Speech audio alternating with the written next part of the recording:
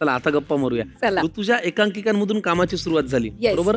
अनन्या या तुझ्या कॉलेजच्या आयुष्यात केलेल्या एकांकिकेने मी एकांकिका नव्हती केली ती हा. स्पृहाने केली होती अच्छा. आणि नाटक मी केलं. नाटक तू केलं, हा. प्रताप फड लिखित आणि दिग्दर्शित. हो. पण त्या अनन्यानी मराठी प्रेक्षकांचं लक्ष वेधून घेतलं. अगदी. काय होता अनुभव?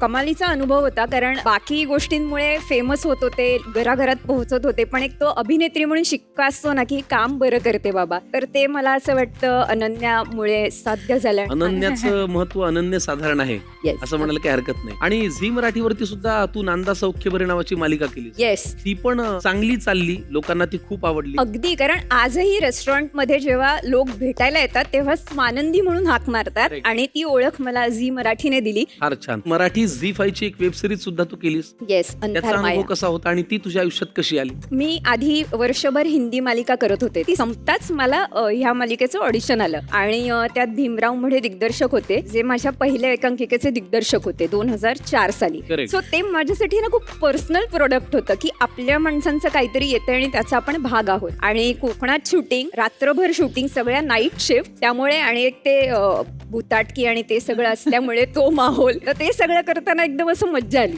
मला प्रेक्षकांना ही माहिती सांगायला आवडेल की अंधार माया ही वेब सिरीज मराठी झी5 वरती आलेली आहे. त्याच्यामध्ये आपल्या या ऋतुजा बागवेनी काम केलेलं आहे. अजूनही तगडे कलाकार आहेत. तर तुम्ही जर आतापर्यंत पाहिली नसेल तर अंधार माया ही वेब सिरीज मराठी झी5 वरती नक्की बघा. आणि पाहिली असेल तर पुन्हा पहा. सगळ्यांचं काम दमदार आहे आणि गोष्टही फार सुंदर आहे. कोकणात शूट झालेली आहे आणि सगळे आपले लाडके कलाकार आहेत. तर नक्की बघा मराठी झी5 वरती अंधार माया.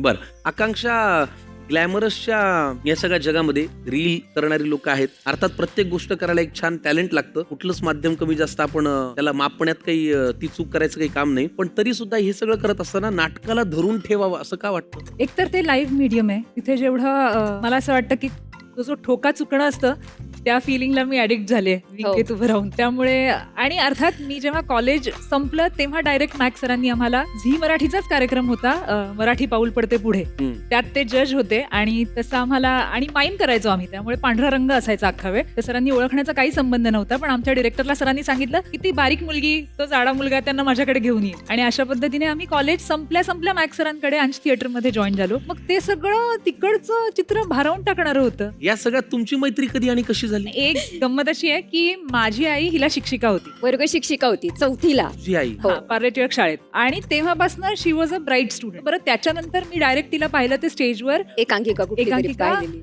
गिरगाव वाया दादर, गिरगाव वाया दादर. आणि तिला मी स्टेजवर पाहिलं होतं. तेव्हापासून ऑफकोर्स सगळे तिचे फॅन आहेत. I was one of them. आणि पण खरंच आहे. आणि त्याच्यानंतर मात्र एक नाटकात मला ही आवडते अभिनेत्री म्हणून आणि मी खूप काम पाहिलं होतं आणि बाईंची मुलगी म्हणून फेमस होती ती, त्यामुळे आम्ही ओळखत गाडीबाईंची होतो मुलगी. गाडीबाईंची मुलगी वगैरे असं एक झोन होता. आणि आम्ही एक प्रायोगिक नाटक करत होतो, तर दिग्दर्शक म्हणाला 8 मुली हव्या आहेत आणि तू सांग आपण कुणाकुणाला कास्ट करूया. तर मी अशा निवडून मला ज्या आवडतात त्या सगळ्यांना कास्ट केलं. तर त्यात ही होती. कमाल. पण नाटक म्हणलं की जरा मस्ती पाहिजे, है की नाही? हो जरा ते अंगामध्ये किडे असल्याशिवाय नाटकाची मजाही घेता येते. खरं. बरोबर ना?